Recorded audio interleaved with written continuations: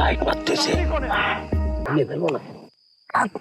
এই কাম ভুলেও করা যাবে না, মানুষ চুলটি পারলে সাপের মতো পিটাই কিন্তু বেরিয়ে ফেলবে আপনারে। ওরে ভাই এটা খোলা যাবে না নে, পাঠা গোসল করা আর কুত্তে গোসল করা বিষয়টা আপনার বুঝতে আপনাদের কেস কি দিয়ে থাকেন আপনি থাকেন। দেশি গামছা আনতে গেলে কিসের জন্য, এটা বিদেশি গামছা নিয়ে আসছি তাহলে তো হতো। কি আম কথা করছেন, আমি কি জানতাম নাকি যে আপনি মার্ডার করে ফেলবেন? হ্যাঁ মার্ডার করে পালাচ্ছেন, তখন হাতের ধারে যা পাইছি তার টান দিয়ে নিয়ে আসছি।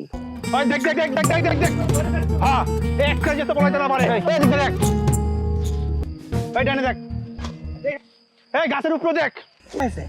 আরে কি হবে, আমার মতো একটা স্মার্ট লোক, শালা মশা কামড়াচ্ছে। মানুষ বুঝলে মশা বুঝে না যে কিটা স্মার্ট আর কিটা আনস্মার্ট। ও শালা পরি, এ পরি, আমি তুমি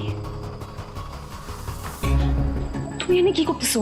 কেউ দেখেনি, ওই বাগানের প্রতি পলায় আইছি। আল্লাহ বাঁচাইছে তোমার। আমি অনেকবার বলছিলাম এত স্মার্ট হওয়ার দরকার নেই, স্মার্ট হওয়ার দরকার নাই। না বেশি স্মার্ট গিরি ধাইতে গেছো না, এখন বিরাট একটা বিপদে পড়ছো।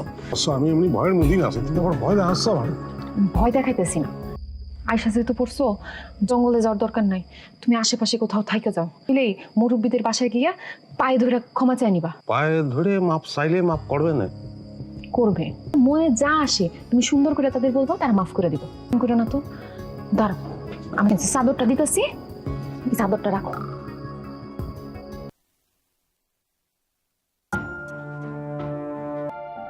কাকা আমি অন্যায় করেছি কাকা, আমি যে অন্যায় করেছি তার মাপ হয় না কাকা। পা ধরে মাপ চাচ্ছি কাকা, তুমি আমাকে মাফ করে দাও কাকা, আমারে মাফ করে। তোমার মেয়ের বিয়ের টাকা সব আমি দেবো, সেটা কোনো কথা নয়, কিন্তু করে দাও। আমার খুব কষ্ট হচ্ছে, আমি নিতে পারতেছি না। তুই আমার পোলা, পোলার খোঁজ বাপের মনে রাখে না।